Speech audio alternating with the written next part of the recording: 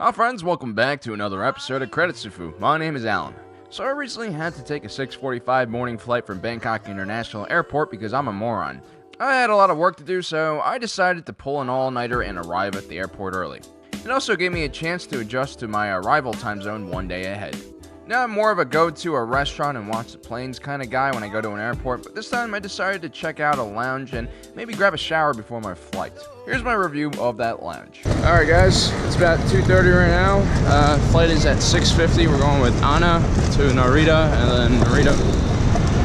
Crap. Now my first mistake besides just dropping my bag was coming to the airport 4 hours before my flight actually took off. So we'll see if I can sweet talk the counter agent here for Anna. But of course I couldn't sweet talk anyone because the counter won't be open until 3:50 because ANA is not, this is not like a hub, airport for them. Which was completely expected, but not to worry. I'd planned to check out a landside lounge instead. Also, there's no groundside lounges here at BKK, in case you're wondering. Anyway, I decided to sit down and grab a bowl of steaming congee with duck.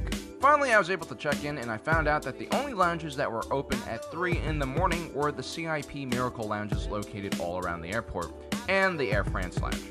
I decided on choosing the centrally located Miracle Lounge on Concourse D, which also happens to be the largest one. This lounge is a Priority Pass member lounge, as are all Miracle Lounges. If you don't have a pass, it costs around 1,000 baht, which is like $30.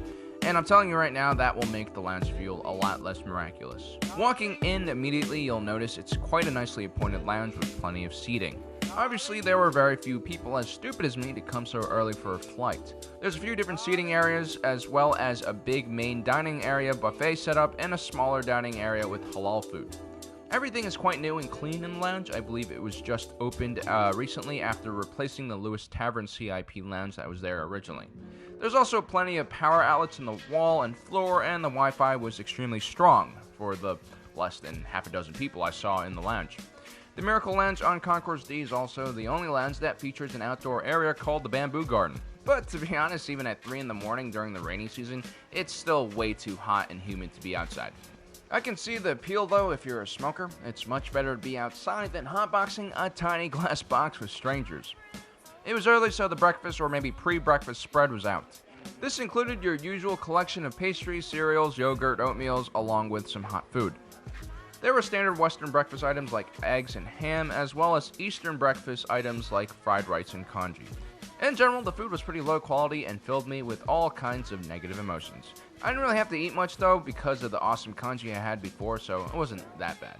But if you did have to eat anything, I'd stick with the cereal and maybe some of the Eastern breakfast. There were also some fresh fruits which tasted like water, sandwiches, and other small snacks which again were substandard in quality. Drink options were quite good. There was a full bar of different liquors, wines, along with an assortment of tea, coffee, and soft drinks. There's also a prayer room if that's your kind of thing, and alternatively, I can imagine that being a great place to take a nap, although you might risk eternal damnation. I decided to play it safe and go take a shower. There are 4 showers in this lounge. They were quite large, and although they didn't have handicap accessible things like handrails, it was definitely big enough to fit a wheelchair. The bathroom comes with all the amenities and toiletries you would expect out of a business hotel. One of the big downsides was the 2-hour limit on the lounge, although I doubt they would have cared had I extended my stay, which I probably wouldn't have. Because Thailand has some of the best food in the world at some of the lowest prices, and what they tried to pass as food was just unacceptable. Although again, to be fair, it was 3 in the morning. It's very possible they have better food at more normal hours. I did see some contraption that could be used to hang duck. If that is true, I take back everything I say. All in all, my stay wasn't terrible, but it wasn't miraculous either. And I also don't recommend you visit this place unless you are a Priority Pass member. The fee for $30 or 1,000 baht is just way too much for what they offer. Alternatives for Priority Pass holders is the Oman Air Lounge. It looked quite nice when I walked past it and supposedly has better food but is considerably smaller. But unfortunately, I couldn't go in because it wasn't open yet. I hope you guys enjoyed this review. I usually don't do lounges as much as Ben does, but if it's something you guys like, I'll be sure to do more reviews in my next few trips.